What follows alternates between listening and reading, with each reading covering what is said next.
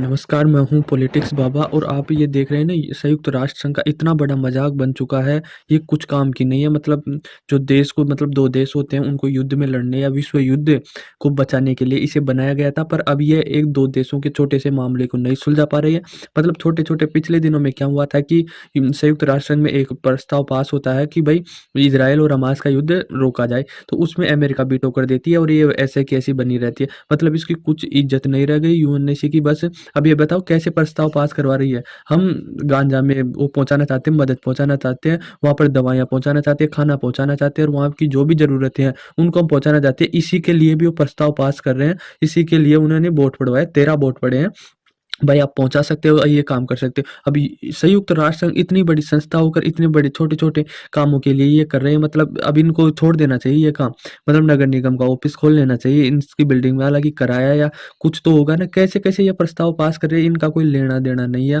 इसमें भाई आपको दवाइयाँ पहुँचानी है, खाना पहुँचाना है, वैसे ही पहुँचा दो, इसमें प्रस्ताव पास करने की क्या ज़रूरत है? तुम्हें एक्चुअल में जो काम है आपका युद्ध रुकवाने का, उस पर प्रस्ताव पास हो, वो तो आपसे हो नहीं रहा बिल्कुल भी, और आप ये छोटे-मोटे काम निपटा रहे हैं। भाई हमने भी पहुँचाया, भारत ने भी मदद पहुँचाई है, वहाँ पर गोली दवाइयाँ पहुँचाई है, खाने का पहुँचाया है और जो भी ज़रूरत का सामान है, वो सारे पहुँचाए। पर हमने तो ये संयुक्त राष्ट्र से परमिशन नहीं ली और ये प्रस्ताव पास नहीं करवाया। भाई हम ये पहुँचा रहे हैं, ये कर रहे हैं। हमें इज़राइल से या मिस्र से बात की, भाई ऐसे-ऐसे गाँजा में ये दिक्कतें आ रही हैं, दवाइयों की दिक्कत आ रही है, खाने में भुखमरी फैल रही है, तो हम पहुँचा रहे हैं। तो हम मिस्र पहुँचा दिए, मिस्र से डायरेक्ट वहाँ पहुँच गए। अब इस छोटे से मामले में यूएनएससी इतना बड़ा काम करती है कि देखो, मैं एक प्रस्ताव पास करवाता हूँ, प्रस्ताव मतलब छोटा-सा इज़राइल देश कितने नीचे धकेल दिया है इतनी बड़ी संस्था को, संयुक्त राष्ट्र संघ है ना, उसको मजबूर होकर एक प्रस्ताव पास कर रहे हैं। भाई हाँ, हम तुम खाना पहुँचाओगे, नहीं पहुँचाओगे। अब इसमें से अमेरिका है ना, अमेरिका एब्सेंट हो जाता है इसमें भी। वोटिंग नहीं करता। वो मतलब ना तो पक्ष में करता, ना विपक्ष में, आता ही नहीं है इसमें। अब देखो गाँजा में बहुत बुरी हालत हो चुकी है, भुखमरी फैल चुकी है बहुत अधिक मात्रा पे और अकाल की समस्या आ रही है क्योंकि लगातार बमबारी हो रही है, पूरी चेन टूट चुकी है, नेटवर्क नहीं है, वहाँ के लोगों का हालत वही जानते हैं। मीडिया आपको दिखा रही है, वो दिखा रही है, वो कोई नहीं है। या तो इज़राइल लड़ रहा है, वहाँ की सेना जानती है, या वहाँ के लोग जानते हैं। आपके पास कोई सटीक जानकारी नहीं आ रही। यहाँ के आंकड़े के अनुसार तो देखो, इज़राइल के एक रिपोर्ट में आया कि 20,000 से ज़्यादा लोग मारे जा चुके हैं फ़िलिस्तीन के। अब लगातार 1 महीने, 1 डेढ़ महीने, मतलब ज़्यादा ही हो गया, वहाँ तक यहाँ पर बमबारी चल रही है, फिर भी 20,000 से लोग, मतलब 23 लाख से ज़्यादा तो वहाँ पर विस्थापित हो चुके हैं, मतलब छोड़-छोड़ के जा चुके हैं। टोटल जो गाँजा की पॉपुलेशन है, वहाँ के 90% लोग, वहाँ के जो स्थानीय लोग रहते थे, जो वहाँ की मकान थी, खेती-बाड़ी थी, उनको छोड़-छोड़ कर कहीं और जा चुके हैं और 20 हज़ार से ही मरे हैं क्या, बहुत ज़्यादा लोग मारे जा चुके हैं। हालाँकि इनकी गलती थी हमास के, भाई इनको पता था इनका दुश्मन या कोई भी विपक्ष में जो कंट्री इज़राइल इतनी बड़ी ताकत रखता है और इसे बैकफुट पर धकेल सकता है, तो इन्हें 7 अक्टूबर के दिन हमला नहीं करना चाहिए था। हालाँकि ये भुगत रहे हैं, पर इज़राइल को भी ध्यान रखना चाहिए कि कुछ लोगों की गलती की वजह से सारे लोगों को सज़ा नहीं दे सकता, पर इज़राइल लगातार कर रहा है। और जो संयुक्त राष्ट्र के वो है ना अध्यक्ष, उन्होंने मना भी किया था, भाई आप युद्ध ऐसे नहीं लड़ सकते हो। इज़राइल बोल दिया, हमें ये जो गुटारेस है ना वहाँ के अध्यक्ष, ये नहीं चाहिए, हमें ये चेंज करके दो। हम मतलब उनके पक्ष में जा रहा था, गांजा के पक्ष में, भाई इस तरह से आप मासूम लोगों को मार नहीं सकते। तो इजराइल बोल दिया, भाई हमें ये नहीं चाहिए, पक्षपात कर रहा है, इनके निर्णयों में गड़बड़ी आ रही है। तो इजराइल इतने बड़े जो अध्यक्ष है उस पर उंगली उठा दिया, तो इजराइल बहुत बड़ी ताकत है। ताकत इसलिए है क्योंकि उसका अमेरिका साथ देता है। अमेरिका बोल रहा है, अमेरिका की कठपुतली है संयुक्त राष्ट्र संघ, जैसे नचाता है नाच लेता है। ये तो दुनिया के सामने उसकी इमेज बनी हुई है, भाई ये विश्व युद्ध को रोक सकता है, ये ऐसे-ऐसे काम कर सकता है, बल्कि नहीं है।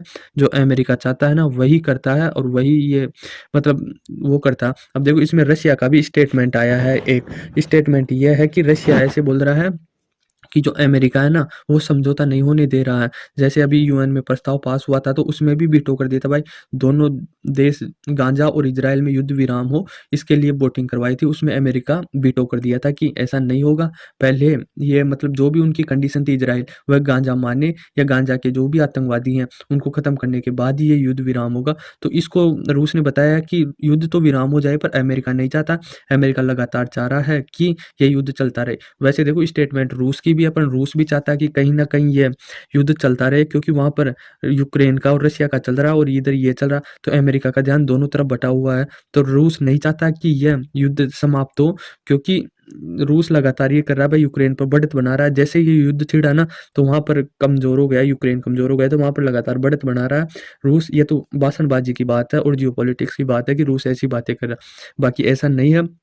देखो, रोकने को तो रुक जाए, पर ये लगातार कोई वीटो कर देता है, मतलब इसकी कुछ वो नहीं रह गई है। यूएनएससी की, संयुक्त राष्ट्र संघ की, भाई ये एक देश दूसरे देश के मामले सुलझा सकते हैं। यदि इसमें मामले चले भी गए हैं तो इसमें उलझ के रह सकते हैं। हमारा कश्मीर का मामला था, वो जब नहीं देते हम, मामला नहीं जाता इसमें संयुक्त राष्ट्र संघ में, तो आज कश्मीर हमारा होता, पर अभी ये चला गया तो वहाँ पर अटक गया और ये अटका ही रह जाएगा। तो या तो इससे इजराइल की तरह भाषा में बात करो, इसकी सुनो ही मत हो, बिल्कुल नेगलेक्ट कर दो। और ये मतलब संस्था क्या है, एक ऐसी प्रस्ताव पास कर रहे हैं हम दवाइयाँ पहुँचा दें, हम खाना पहुँचा दें। अरे भाई, तुम्हारा काम है, तुम पहुँचाओ, और निर्दोष लोग मारे जा रहे हैं, तो आप इतना तो करो ना। इसमें प्रस्ताव पास करवाने की क्या ज़रूरत है? पर ये तो करवा रहे हैं, बाढ़ पहुँचाए वैसे पहुँचा दो। इसमें इज़राइल थोड़ी मना करेगा, इज़राइल ने मना थोड़ी किया इसमें। पर ऐसे-ऐसे कामों की जो काम है इसका रियल में, वो तो कर नहीं रहा, और जो है और एक कर रहा है। अब देखो, इज़राइल है ना, अब मतलब एक तरफ़ा मार रहा है, चाहे वो स्कूल हो, चाहे हॉस्पिटल हो, चाहे कोई भी हो आम लोग हो, सबों को एक साथ मार रहा है। आतंकवादी देख रहा है ना, मासूम लोग देख रहा, लगातार जो आ रहा है उसको सलटा रहा है। स्कूल में अगर छुपे हैं तो स्कूल पर भी बम फेंक देता है, एयर स्ट्राइक कर देता है, हॉस्पिटल में भी एयर स्ट्राइक कर देता है। तो इससे परेशान होकर इज़राइल के विपक्ष में भी गए हैं काफ़ी देश, भारत में भी विपक्ष में वोट किया है, क्योंकि मासूम लोगों को नहीं मार सकते, मानवता को फर्स्ट रखो। पर ऐसा नहीं है, यूएनएससी अपना काम नहीं कर रही, संयुक्त राष्ट्र अपना काम नहीं कर रहा। ये फालतू के प्रस्ताव पास करवाता और इससे कोई मतलब नहीं है। ये अमेरिका की इशारों पर नाचता है। तो आई होप आपको समझ में आया होगा कि यूएनएससी की, संयुक्त राष्ट्र संघ की कितनी इज्जत रह गई है और कितना मतलब वर्ल्ड लेवल पर इनका लेवल रह गया। धन्यवाद।